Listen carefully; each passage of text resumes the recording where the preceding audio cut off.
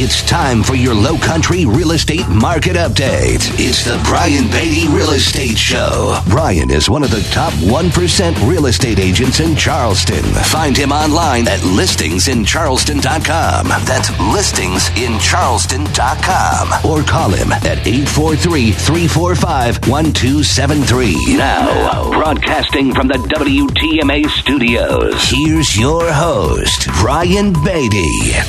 Good morning, Charleston. Thanks for joining us here on the Brian Beatty Real Estate Show every Saturday morning at 9, Sunday morning at 10. I'm your host, Brian Beatty. Thanks for tuning in as we talk about housing here in Charleston. If this is your first time tuning into the program, let me tell you what this show is all about. We talk about national, regional, local real estate news. I study the market, share that information with you. And as somebody that's been selling real estate for almost 12 years now, I've done about 1,000 transactions in my career, myself and my team.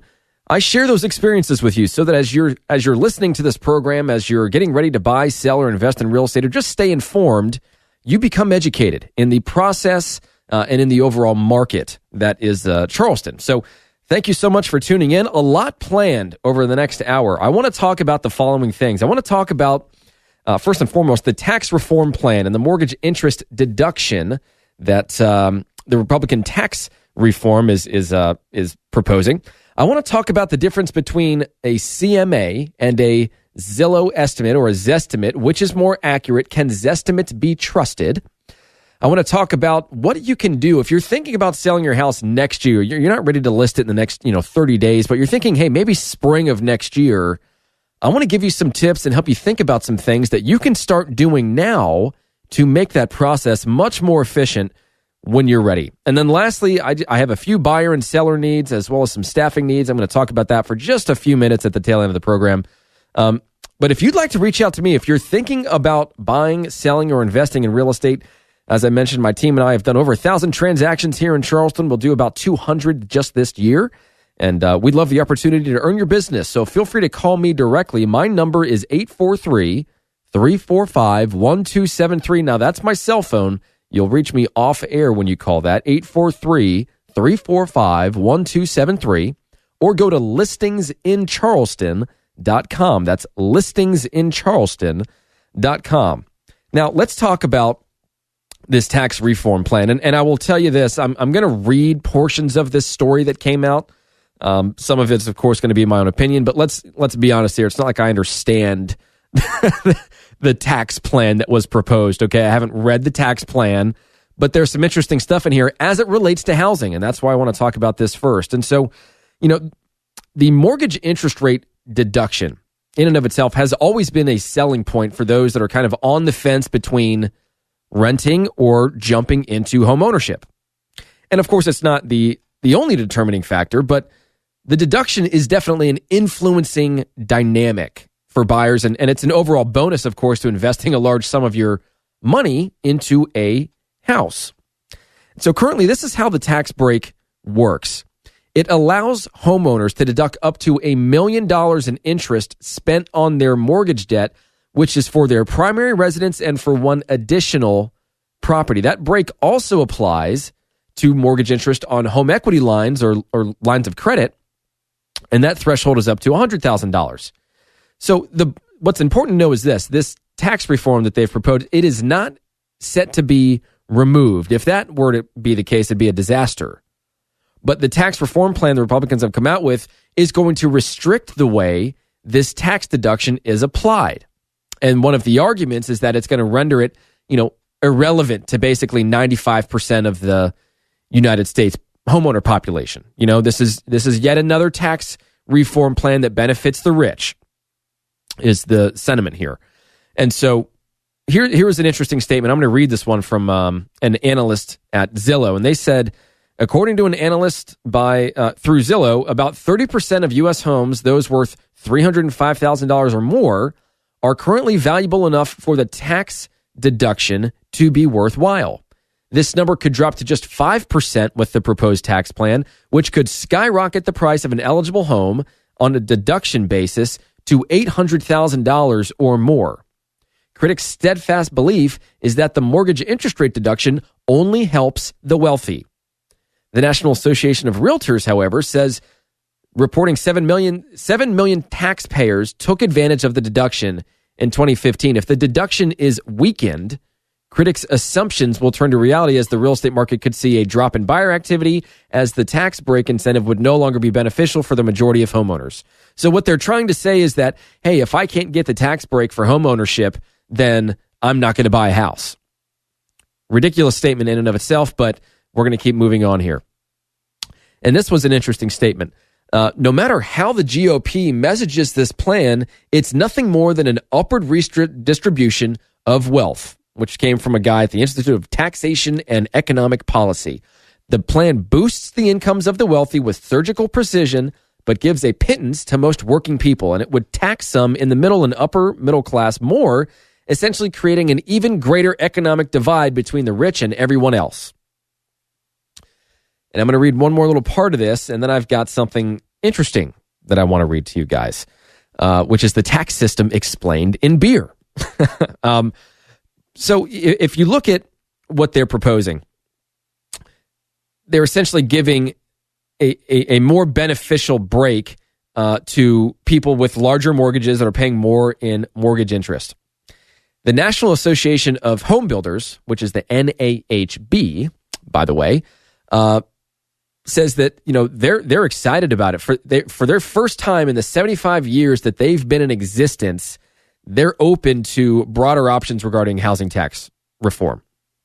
They're saying that they're going to offer a homeownership tax incentive, low-income housing credits, remodeling incentives with a focus on energy efficiency, deduction on interest for small businesses, and capital gains exclusions for those that sell their primary residence.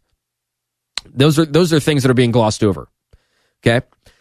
What's interesting is that when we talk about tax reform, especially from a housing standpoint, which obviously applies, which is why I'm telling you all of this, it's interesting to hear the spin from different points of view as it impacts different classes of people, so to speak, the lower class, middle class, upper class, so on and so forth.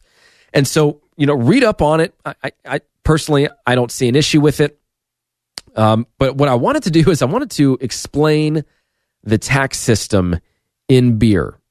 And I think that this might give you something to chew on the next time you hear some sort of tax proposal or, people say something like the redistribution of wealth or it only affecting the wealthy, so on and so forth. Let me read this to you. This is not my own work, by the way. I forget who wrote this, but it's fantastic. I love it. Okay, so here we go. Suppose that every day 10 men go out for beer and the bill for all 10 people comes out to $100. So if they all paid their bill the way we pay our taxes in America, it would go something like this.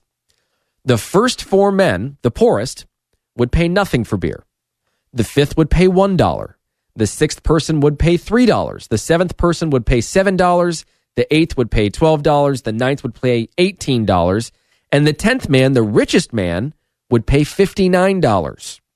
So that's what they decided to do. They decided to go out for drinks every week, and they would pay for the bill based on how we, as Americans, pay our taxes. So the 10 men drank in the bar every day. They seemed quite happy with their arrangement. And so one day, the owner of the bar said, you know what? You guys are such good customers. I'm going to reduce the total cost of your bill by $20. So now drinks for all 10 people are just $80. Well, the group still wanted to pay their bill the way we pay our taxes. So the first 4 men were unaffected. They would still drink for free. But what about the other 6 men? How could they divide that $20 so that everyone gets their fair share? They realized that, $20 divided by 6 is $3.33. But if they subtracted that from everyone's share, then the 5th and the 6th man would actually end up getting paid to drink beer.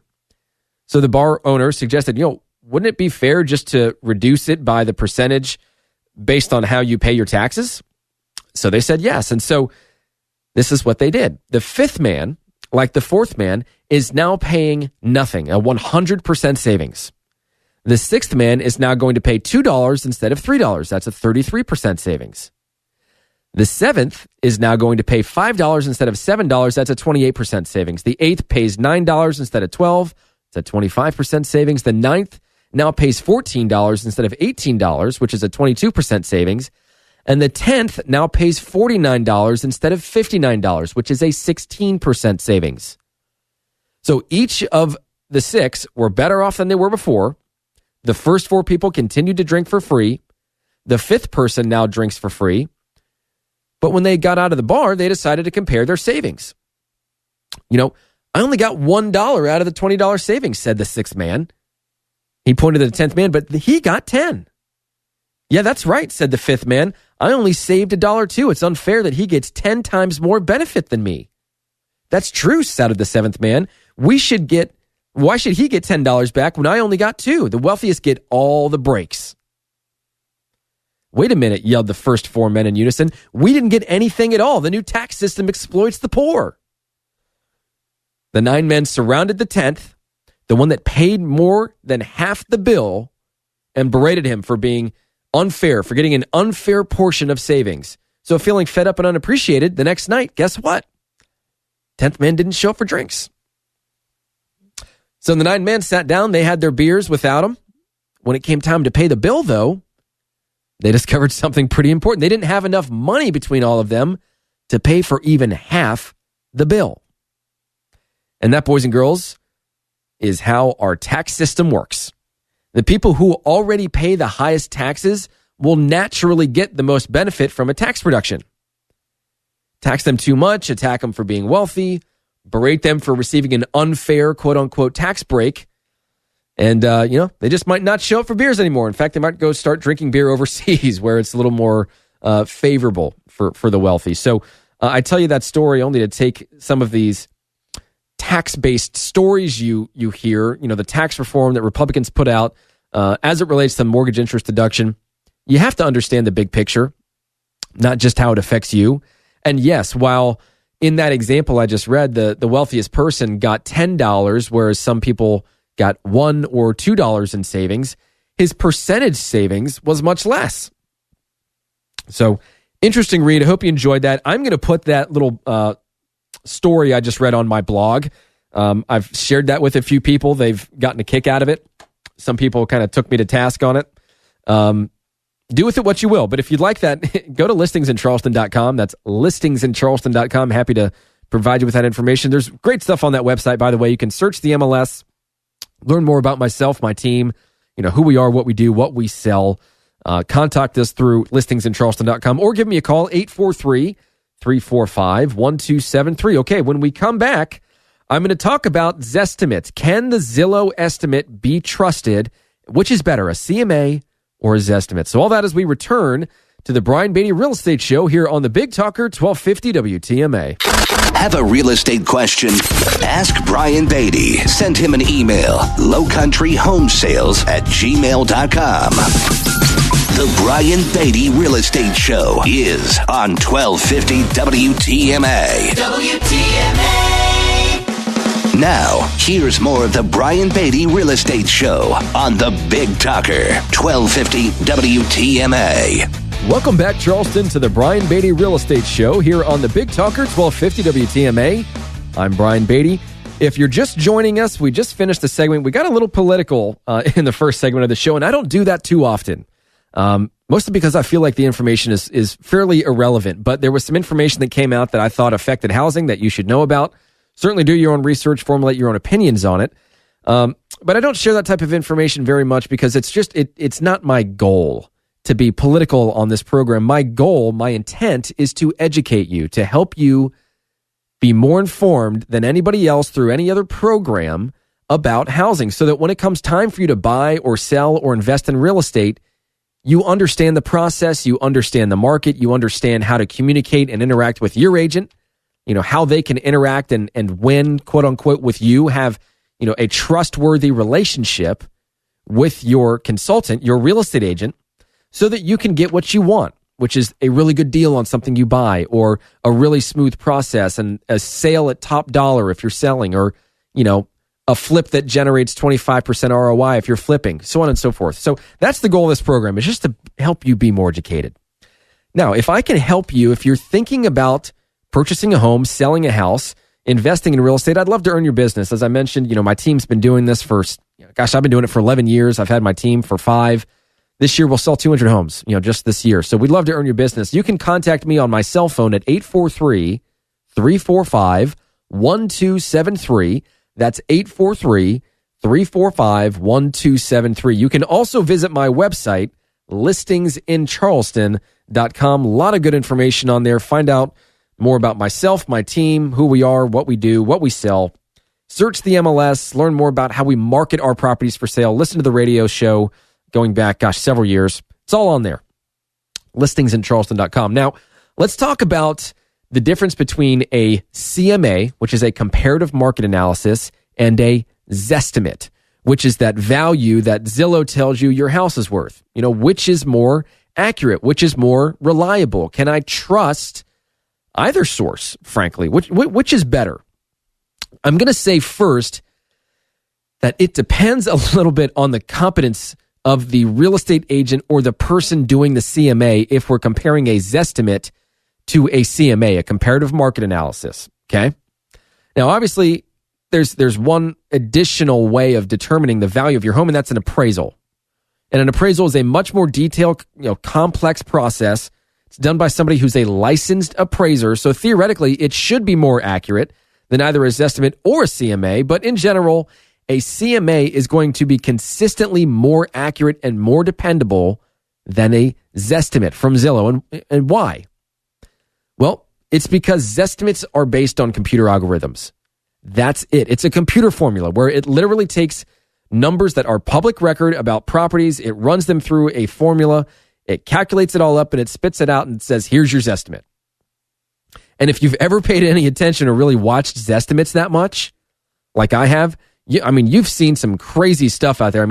When you see a beat-up mobile home and it says that the Zestimate is $800,000 and it's on a quarter-acre lot in the middle of nowhere, obviously that's an error. Obviously something is wrong. Obviously one of those numbers that they've plugged into their algorithm was just incorrect.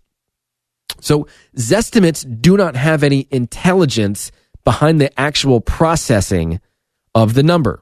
The other thing is they're just notoriously inaccurate. They're so notoriously inaccurate that if I understand correctly, Zillow has put out a statement that says we will pay $1 million to a broker or real estate agent or anybody that can give us a more accurate formula or algorithm for giving estimates, which are computer-generated estimates for a home. Obviously, they're admitting that there is an issue with their algorithm and the accuracy of their Zestimates. And a huge contributing factor to that is that a human element of intelligence isn't attached to a Zestimate. It's all computer algorithms.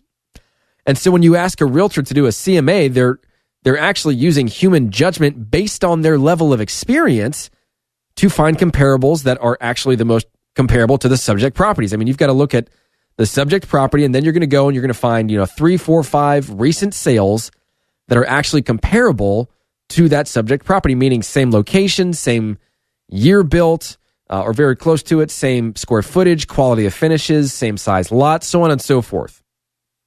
In other words, you're not taking a volume builder low-end home and then comparing it to like a custom, beautiful 5,000 square foot home. You're comparing apples to apples. You're not comparing apples to a whole basket of fruit that could be anything, but you're comparing apples to apples. That's what the CMA does. So they're taking, all these comps, they're looking at the comps, they're trying to figure out what's most comparable that are recent, and then they're making adjustments. Now, on a good market analysis, they're going to make adjustments based on those differences in size, square footage, age, condition, so on and so forth, and they're able to adjust for that. Is there any difference because of the view? And when you have a real estate professional that knows what they're doing, a CMA should always be very, very similar to the same outcome you're going to get with an appraiser. Again, make sure that you have an expert, a true professional who knows what they're doing, who knows the market, doing the market analysis, and you can always count on the fact that it's going to be better than a Zestimate 99.9% of the time. But, I emphasized a statement a few minutes ago that I want to go back to for just a minute, if I may. And that's this: the agent you choose to provide you with a CMA matters. Why? Because agents have varying level of experience in effectively pricing homes to sell. That's why some listings sit on the market for 6 months or a year or more, and then the seller hires an experienced agent with a different approach to selling real estate. They set the correct price for the home, and then they sell it in a few weeks. So if you're considering selling your home next year, or if you just want to know, if you just want to stay familiar with values in your area, that you don't have to be in a position to sell your house right now to have a good understanding of what your home is worth. In fact, I will tell you this: for the people that are considering selling their home in the next 12 months or so, I have seen this a lot. There are multiple properties in a neighborhood that are inaccurately categorized in Zillow. They have the wrong bedroom count, wrong bathroom count, wrong square footage. It's negatively impacting their Zestimate. And the lower the Zestimate in an area, the lower buyers are going to want to pay for your property. I mean, think about that for a second. Not everybody's as educated as hopefully you are about Zestimates because you listen to this program. Smiling behind the microphone, by the way. But, if a buyer sees that the home's Zestimate is $350 and you're listed at $395, guess what? They're going to use that against you. That Zestimate is likely inaccurate because they don't have the right information on your house. So my point in telling you all of this is that if you're considering selling your home next year, or if you just want to know what your home is worth, do yourself a favor and request a CMA from an experienced agent that isn't just familiar with values in your area, but that's also selling a lot of real estate. I mean, the truly experienced real estate professionals will be able to look past just the square footage, the price per square foot of your house, and will be able to make individual adjustments to the overall value of your home based on the things I mentioned earlier. Square footage, lot size, bedroom and bathroom count, interior and exterior amenities and finishes, age of systems like your roof, HVAC, needed repairs. I mean, the list goes on and on and on. But for those of you that listen to my show on a regular basis, my team, we sell about 200 homes a year. We know our market. So if nothing else, we understand real estate values, right? So if you would like a free report on the value of your home, no strings attached, feel free to go to listingsincharleston.com. That's listingsincharleston.com. If you click on the contact tab, you can send me your information right there. I've got it. All throughout my website, you have the ability to request an analysis on your home. So feel free to look around the site, listingsincharleston.com, excuse me, and click on the contact tab or give me a call, 843-345-1273. And I'm telling you guys, we do this for people all the time. It really is no strings attached. We're happy to tell you what the home is worth. It doesn't take us very long. If, on the other hand, you want something very accurate, you're thinking about refinancing, or you're thinking about selling, it really does require a quick trip out to your house just so we can see the condition of the home, the extent to which it's been renovated or not, and just get a better sense of the property so we can give you a more accurate number. So again, my number, 843-345-1273. That's my cell, 345-1273. And the website is listingsincharleston.com. Now, when we come back, if you're thinking about selling your house next year, there are some things you can start doing now to prepare yourself for the process. So we'll talk about that next, right here on the Brian Beatty Real Estate Show on the Big Talker, 1250 WTMA. Find Brian Beatty online at listingsincharleston.com. The Brian Beatty Real Estate Show continues next on the Big Talker, 1250 WTMA.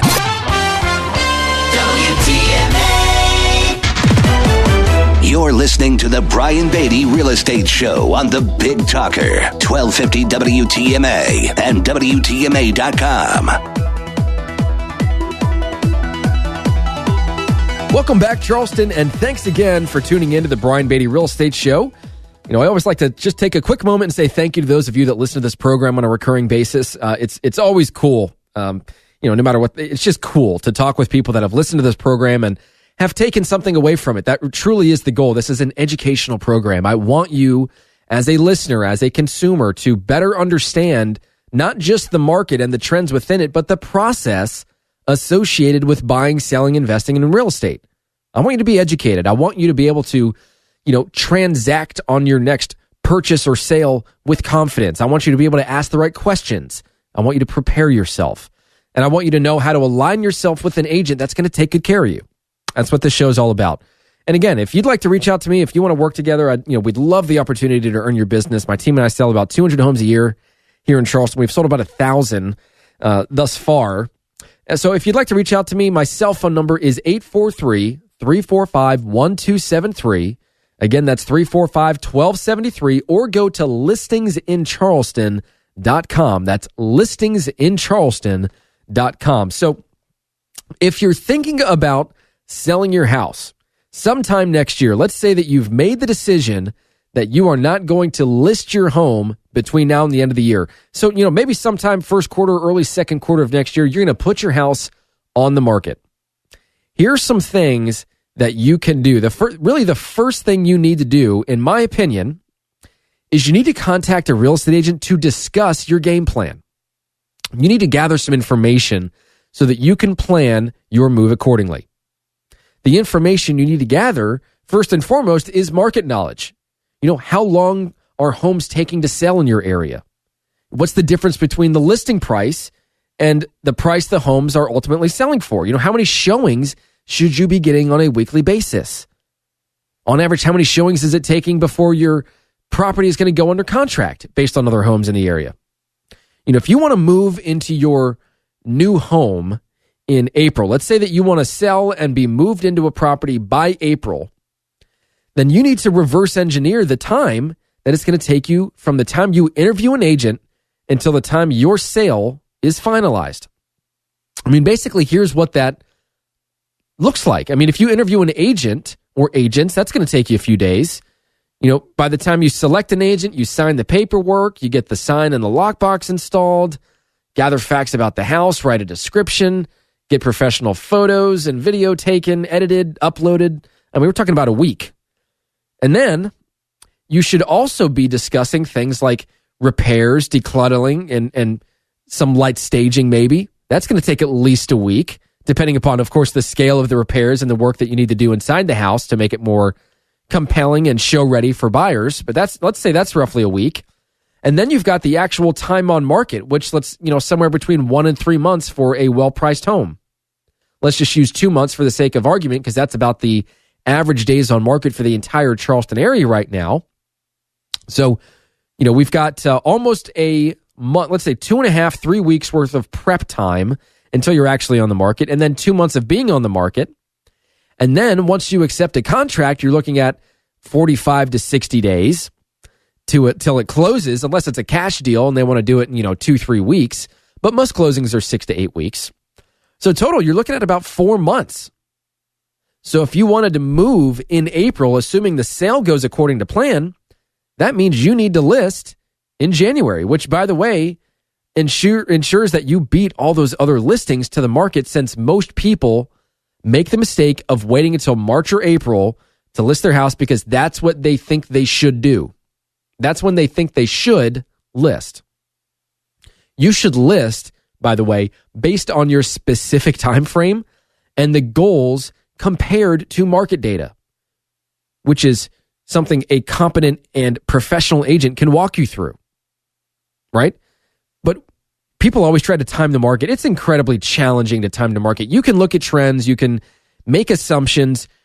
Obviously, you can control that process by hiring an agent that knows how to market properties, knows how to communicate with people intelligently about the market, and knows how to price a house. Some of that isn't up to the agent, though. Some of that is up to the seller. They have to be motivated to sell, and they have to be willing and open to listening to what a real estate agent has to say about their property. So that's the first thing you should do, is you should obtain all of that knowledge. The second thing you should do is you should look at repairs, improvements, and decluttering. Regarding repairs, most contractors really aren't that busy as they would like to be during the holidays. In fact, a lot of them are kind of fishing for business right now. So if they have some end of the year money to spend on holiday gifts or travel, etc., then that's a good thing. So have a real estate agent walk through your property to determine what should and should not be done to get your home ready for the market. And if you don't want to start the work right now, that's fine. At least you'll have a list of what needs to be done so you can line up a handyman or a contractor to do the work in advance rather than contacting them when you're ready, only for them to say something like, oh, yeah, well, we'd love to do the work, but we're about 2 or 3 weeks away from being able to start on your project. Now, decluttering is a different story. Decluttering during the holidays, this time of year, it actually works out pretty well. It works out better than a lot of people would think because you're in the frame of mind of decorating, so quote unquote, for the holidays, which means you're going to be taking some stuff out of rotation to make room for new decorations. So take that time to comb through everything in your house and minimize clutter. Once those holidays are over, don't put the clutter back up and bam, you're ready to hit the market. But, for sellers that my team and I work with, I offer a 2-hour no-cost staging consultation, which is at my expense, with a professional designer, decorator, stager, so that they walk through your home with you and they determine how best to prepare your home for sale. And at the end of the meeting, you walk away with a list of things that you should do, as well as a list of things that you can do to increase your home's appeal.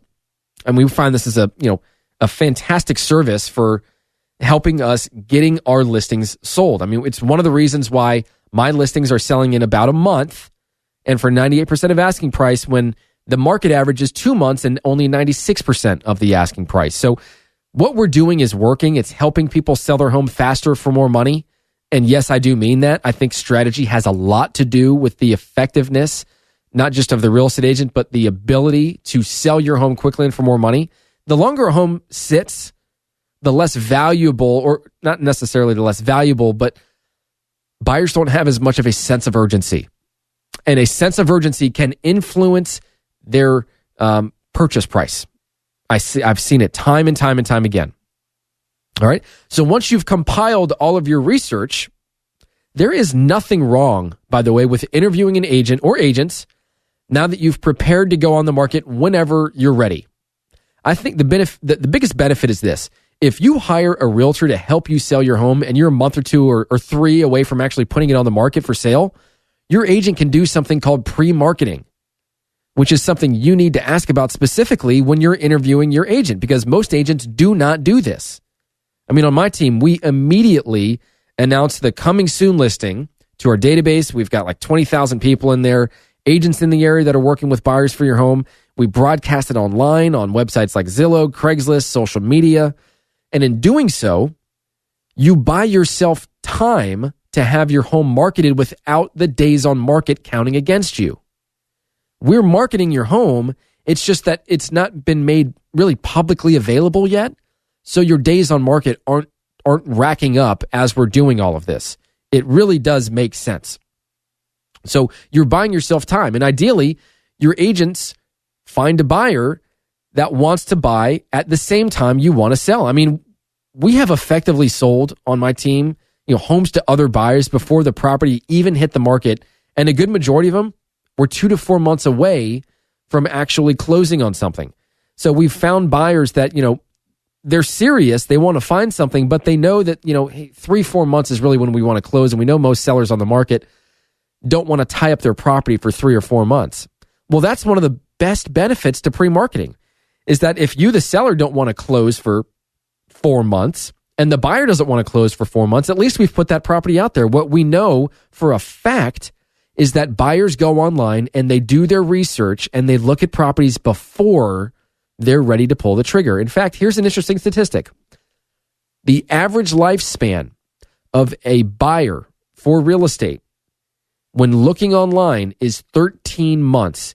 It took 13 months from the first time they went online to look at properties until the time they actually purchased something. That's how much research is going into this process, which is why if you list your property and you're just not getting showings, you're kind of dead in the water, buyers are educated. They have tools that they did not used to have, and they understand the market for the most part. I'm not saying all buyers because there's still stupid people out there. You can't prevent that. It doesn't matter, buyers and sellers, to be fair, but they have the information. And so what you want to do is position yourself to fill up your pipeline of interested people before the time that you're actually ready to list. And here's the best part about pre-marketing, by the way. When you do pre-marketing, it allows you, the seller, to stand your ground on your price and to let the buyers come to you with an attractive offer. They have to make it worth your while. Otherwise, you'll just wait and you'll list the property on the MLS when you're ready for the world to see. You'll make it publicly available.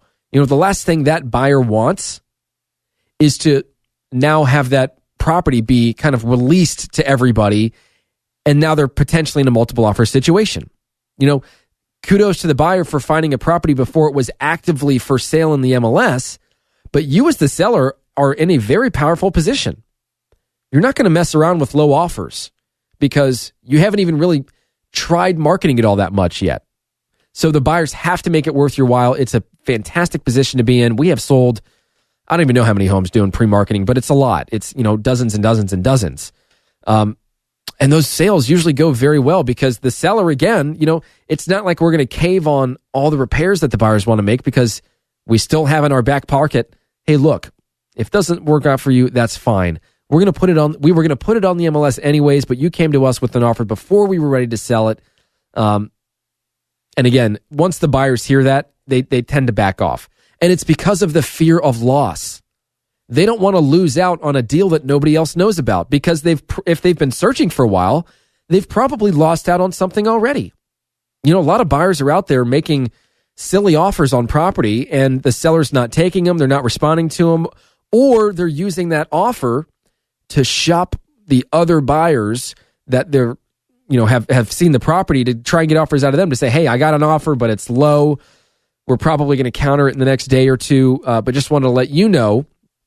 And if your buyer's interested and if they make a reasonable offer, there's no reason why we shouldn't be able to work it out and just get rid of these other buyers. There are listing agents out there that will take your offer if it's low and, drag it through the mud and just do everything they can to get other offers from other agents because they're under the assumption that, whatever, it's a low offer, it's probably not going to work out. Now, I'm saying this because that's how some listing agents feel. That's how some sellers feel. I do not handle business that way. That's not what I do. I have a very specific way of handling lowball offers to my seller's benefit while still also remaining cognizant of the fact that we've got a buyer that wants to buy and a seller that wants to sell. What can we do to make this work? And that information is on my website. If you go to those radio shows, I've gotten a few different sections, how to handle lowball offers if you're a seller. Well, guess what? When you're doing pre-marketing, when we're preparing the property to sell, and we're putting in place a very effective strategy, it puts you, the seller, in a very powerful position. So if you'd like to learn more about what we do to pre-market our properties, you're thinking about selling next year, you want to get a game plan together, I'm happy to provide that information to you. Happy to walk through and we can look at things that we should and should not fix, declutter, stage, and of course all of that is done at no cost through my complimentary staging consultation. So feel free to reach out to me if I can help you with that. 843-345-1273. Again, that's 843-345-1273. That's my cell. You'll reach me directly off air. And you can also visit my website, listingsincharleston.com. So stick around, Charleston. We've got a few more minutes left right here on the Big Talker, 1250 WTMA. Stay tuned for more of the Brian Beatty Real Estate Show on 1250 WTMA and WTMA.com. WTMA! Now, the Brian Beatty Real Estate Show continues on Charleston's Big Talker, 1250 WTMA. Welcome back, Charleston, to the last few minutes of the Brian Beatty Real Estate Show here on the Big Talker, 1250 WTMA. Now, I've talked about quite a bit this morning, and I've bounced around. We've gotten political at the very start with the tax reform that would have adjusted the mortgage interest tax deduction. And I invite you to go back to my website, listingsincharleston.com, and listen to that segment. There's some good information there. Of course, you can Google it and find out more information on that. And of course, I'm putting that tax system explained in beer story that I read on my website, listingsincharleston.com. We talked about the difference between CMAs and Zillow estimates, which is more accurate. Clearly, a CMA is going to be more accurate than just some computer-based algorithm that doesn't know anything about your house, the condition of it, the upgrades within it, all it sees is the bedrooms, bathrooms, and square footage and lot size, assuming all that's correct by public record, which oftentimes is not. And they're just, running an algorithm and they're telling you what your house is worth. It is not that accurate, truth be told. CMAs will always be more accurate. So if you want to know what your home is worth, or if you want to prepare your home for sale, prepare yourself for the process of selling a house like we talked about last segment, feel free to give me a call, 843-345-1273. That's my cell. You'll reach me off air, 345-1273, or go to my website, listingsincharleston.com. Now, with the last few minutes that I have, I just wanted to make a few quick announcements, if I may. My team and I we're just working with a ton of cash and qualified buyers at the moment that are basically experiencing two things. They are struggling to find suitable inventory to purchase. And secondly, they're a few months away from closing on something, and they're fearful that not enough new inventory will hit the market by the time they're ready to buy. I mean, in our market, especially in the winter months, buyers are kind of choosing from the quote-unquote leftover properties. At least that's how they view it. They've been on the market for several months. They haven't sold. Now, the positive to that is that those sellers are sometimes frustrated and desperate, and they would consider selling to a buyer and giving them a good deal on something, mostly because they're just kind of over the process, or they're way past the amount of time they thought they would have needed to take to sell this property, and it's delayed something important in their lives. If you've got a job transfer and you're going to work, at your new job in Atlanta, January 2nd, then you are in a time crunch. There, if the hope was to be moved in before the holidays, well, I'm just telling you right now, you have to accept a contract like today, because closing takes 45 days. So the benefit, of course, is that, a seller might give a buyer a good deal. Now, if you're a seller, the negative, think about this, the negative is that even though there's still a bunch of buyer demand, a lot of sellers don't list their house this time of year. Now, if you're a seller and you're trying to quote unquote time the market to sell it, at the fastest amount of time for the most amount of money, what I'd like for you to understand is this. If it doesn't matter to you if you close in January or May or any month in between, don't wait just because you think spring of next year will be a better time to sell. As I mentioned earlier in the show, the best approach is to just meet with a realtor to discuss your needs and to formulate a game plan that accomplishes your goals effectively. I'm telling you, there are plenty of sellers out there that would sell right now if the deal made sense to them, yet they're waiting to list until spring because that's what our industry has coached them to do. The theory behind that concept, in my opinion, is flawed. What you should be doing is looking at your specific market to analyze the opportunities within it, right? If there are a bunch of homes listed for sale in your neighborhood and they're just sitting on the market, maybe a bunch of them are overpriced. And if you set the right price for your home, then you're going to get the next buyer looking in the area and you're going to undercut your competition, not because you've underpriced your home based on what it's worth. You've just underpriced your home based on overpriced listings. And that's happening a lot right now. That's what happens in sellers markets. Sellers either get greedy or agents get nervous about losing out on an opportunity to sell someone's house. So they list it for the seller's price. A lot of prices you see, that's a great statement. A lot of prices you see on real estate right now is the seller's price. It is not the agent's recommended price. That is important for you to know. Now, let's go back to that same scenario. If there's a bunch of listings for sale in a neighborhood and they're priced well and there just isn't a lot of turnover in your neighborhood, then maybe it doesn't make sense to sell right now. Maybe it does make sense to wait. The point is, you have to make an educated decision about how to approach the sale of your home. And a professional and experienced realtor can help you do that. Now, last note really quickly before this show ends, I'm looking to add a few people to my team between now and the first quarter of next year.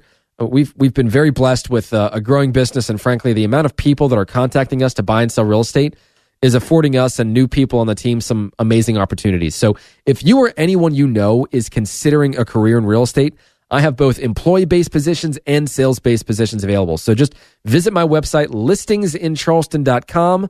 That's listingsincharleston.com. Give me a call, 843 345-1273. That's 345-1273 to talk about a career in real estate, or if you'd like to work together, 345-1273. Thank you so much, Charleston. Enjoy your weekend. And thanks for tuning in to the Brian Beatty Real Estate Show right here on the Big Talker 1250 WTMA. Join us for another edition of the Brian Beatty Real Estate Show next Saturday morning at 9 and Sunday morning at 10. Contact Brian Beatty online at listingsincharleston.com. That's listingsincharleston.com. Or call him at 843-345-1273.